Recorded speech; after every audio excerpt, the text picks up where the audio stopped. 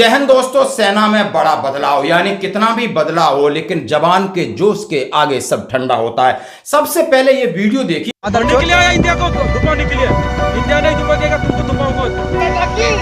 भारत माता की जय, भारत माता की जय। उसके बाद मैं आपको बदलाव की बात करूंगा। आज फाइनल मोहर लगेगी आपके थिएटराइजेशन, यानी एकीकरण पे मोहर लगेगी और आप सेना के अंदर 1.45 लाख करोड़ के हाईटेक इक्विपमेंट खरीदे गए, मैन पावर मैनेजमेंट होगी और आउटसोर्सिंग होगा, ट्रेनिंग एंड कोऑर्डिनेशन, यानी सारे चीजों के ऊपर बात करेंगे क्योंकि बहुत बड़ा दिन है आज। जो जेट सूट भारतीय सैनिक पहनकर उड़ने वाले हैं, इसकी चर्चा हो रही है। करना होता है तो वो लैंड कर लेता है, पूरा कंट्रोल उसके हाथ में है।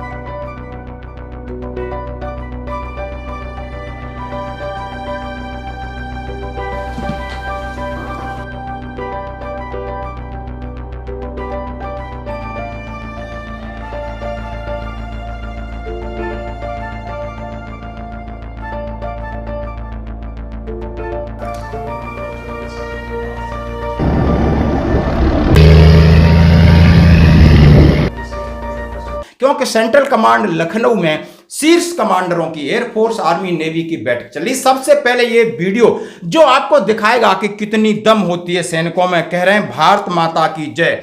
और इंडिया को डुबोने आया था, जो इंडिया की तरफ आंख देखेगा हम उसको डुबो देंगे। उन्होंने बोला जब तक हम हैं सेना या देश को कोई नुकसान नहीं हो पाएगा। और ये जवान है, ये जज्बा है ना देश के लिए, ये पैसे से नहीं आता, ट्रेनिंग से आता, डीएनए चेंज होता है। और ये सबसे बड़ा जज्बा है, सबसे बड़ा मोटिवेशन है हर एक व्यक्ति के लिए, हर एक जनमानस के लिए और सैनिकों के लिए। जरा इस वीडियो को जरूर देखें। अब मैं बात करूंगा बिल्कुल कि सेना को हाईटेक किया जा रहा है, जैसे कि पीछे इंडियन आर्मी ने एक वीडियो रिलीज किया है, मैं आपके साथ शेयर करूंगा।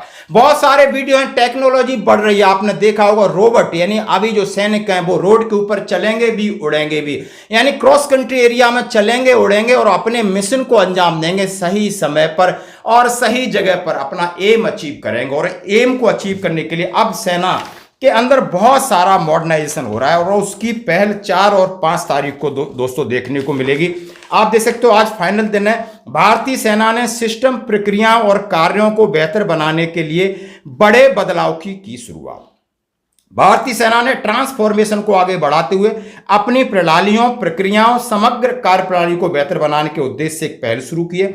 मौजूदा हालात में तकनीकी प्रगति के साथ साथ तालमेल बनाए रखने की अनिवार्यता पर जोर दिया है। जैसे कि 2023 में ईयर ऑफ ट्रांसफॉर्मेशन घोषित किया गया था सेना में, लेकिन अब जो बदलाव हो रहे हैं वो आपको सामने से दिखेंगे। हाँ जी दोस्तों, बहुत जरूरी है।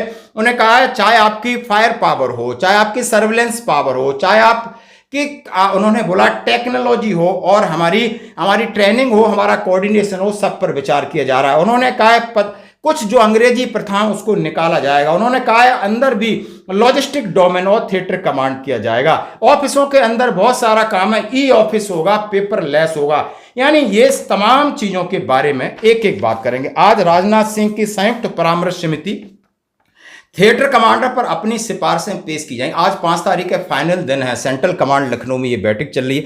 तीनों सेनाओं के शीर्ष कमांडर 4 और 5 सितंबर को लखनऊ में होने वाले संयुक्त कमांडर जेसीसी में रक्षा मंत्री राजनाथ सिंह के सामने प्रस्तुत किया जाएगा। उन्होंने बोला कि कहां थिएटर कमांड बनेंगे, यानी उन्होंने बोला 3 थिएटर कमांड, 2 आपकी ग्राउंड कमांड और एक आपकी समझ सकते हो नेवी कमांड, और लॉजिस्टिक नोट्स बनेंगे। वहां पर सारी चीजें होंगी, सारी चीजें आपका आर्म्स, अम्युनिशन, पर लॉजिस्टिक्स नोट्स बनेंगे। और इसके बारे में आप समझ सकते हो आज तीनों सेनाओं के बड़े बड़े अधिकारी हैं। उसमें क्या है, सूत्रों ने कहा है कि सेवाओं में कुछ देना और कुछ लेना होगा। तीनों का एकीकरण के लिए कुछ देने और लेने की बात की है। और उन्होंने कहा, रक्षा मंत्रालय के बयान में कहा है कि जो लखनऊ में बैठक हो रही, इसमें सशक्त और सुरक्षित भारत सशस्त्र बलों में बदलाव होगा। सेवाओं के भीतर आंतरिक प्रक्रिया सुधारों के लिए ये जो 2 दिन की मीटिंग आ गई है, उसमें सीधा और कौन से पॉइंट रखे गए। तीनों सेनाओं के बीच क्रॉस स्टाफ पोस्टिंग, जैसे एक अफसर दूसरे आर्मी से एयरफोर्स नेवी में जा सकता है। तीनों सेनाओं की इकाइयों का अधिकारियों की क्रॉस पोस्टिंग शुरू हो चुकी है और इसके अंदर कमांड कंट्रोल के लिए कुछ नियम बदलाव वो हो चुके हैं। और उन्होंने कहा सारी प्रक्रिया हो गई है और धीरे धीरे और ये आगे बढ़ेगा दोस्तों। और उन्होंने कहा है, मंत्रालय ने कहा है JLN शस्त्र बलों को, यानी उन्होंने कहा है जो आपके नोडल्स होंगे वो लॉजिस्टिक होंगे।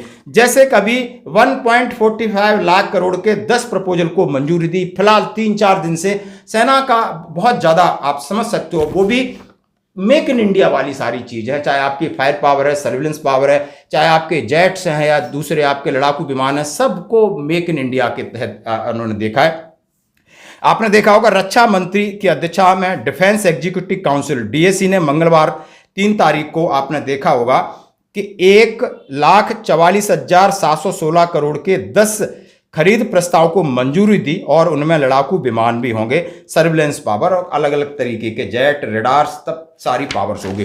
तो दोस्तों हम एक उस दौर से गुजर रहे हैं जहां पर अनिश्चितता का दौर है। हाँ जी दोस्तों, विश्व के अंदर अशांति फैली हुई है। अब हमें बिल्कुल इंडिपेंडेंट होना है। हमारे आसपास यूरोपियन कंट्री की भी हालत बहुत ज़्यादा अच्छी नहीं है। और सैनिकों का यह कर्तव्य बनता है कि सैनिक का मोराल और मोटिवेशन के साथ साथ जिनको जो मुहैया कराए जाए, चाहे वो आर्म्स हैं, अम्यूनिशन, उनकी ट्रेनिंग हो। और मैं बात करूंगा जो सीधी सीधी बात आती है कि मैन पावर। उन्होंने कहा कि आउटसोर्सिंग के ऊपर भी जोर दिया गया। उन्होंने इस बात पर जोर दिया कि जैसे आपने ट्रेडमैन्स की बात हुई थी, कुछ ऐसे कॉम्पिटेंट है वो सिर्फ लड़ाई नहीं लड़ते, सिर्फ एडमिशन करते हैं, उनको आउटसोर्स किया जाए। EME के अंदर बहुत सारा वर्कशॉप वाले लोग हैं, ये आउटसोर्सिंग किया जाएगा। ट्रेडमैन आउटसोर्सिंग किया जाएगा। जहां जहां जो लोग बैठ के एडम का सिर्फ और सिर्फ 90% एडम का काम करते हैं वो आउटसोर्सिंग किए जाएंगे। और सेना कह रहे इससे हम कम से कम 50,000 जो सैनिक है उन्हें हम कॉम्पिटेंट बनाएंगे। जैसे तो टूथ टू टेल रेशियो है। उन्होंने कहा कि लड़ाई लड़ने वाले ज़्यादा होने चाहिए और लड़ाने वाले और एडम के लिए बाहर से हम आउटसोर्स करेंगे। तो दोस्तों इसके लिए ट्रेनिंग, इनका एकीकरण और कोऑर्डिनेशन के ऊपर ये है वीडियो। आप एक एक वीडियो को आप अंदर से देखिए क्या क्या चल रहा है। धन्यवाद दोस्तों।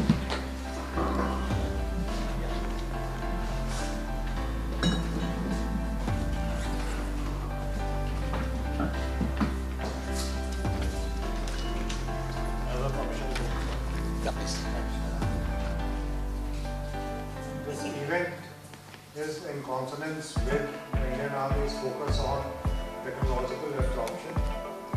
You are all aware this year has been named as the year of tech absorption, and in the decade ahead, various endeavors of Indian Army, which I will just take your attention to the last part, which is impact, so that maximum number of journalists are able to ask their questions. No, high altitude as such is actually something which is peculiar to Indian Army, because the highest battlefield of the world lies here, and that is why the challenges which are faced by the Indian Army are not faced by anybody else. And these challenges are not only in terms of say the geographical challenges, but also right from the icy Siachen glacier to the rugged mountains. The kind of adversities in terms of weather and terrain which our troops have to face are enormous, and it is here that the drones can actually provide a solution to many of those problems which are faced by the troops operating in those high altitude areas. And that's the reason that we are focusing this event to high altitude as HIM Dronathon. The event is going to be held on 17th and 18th of September near Leh. In fact, Varila to be very specific, and that's at an altitude of about 15,200 feet, from where the equipment is expected to take off and operate for the desired or for the intended roles. And we really expect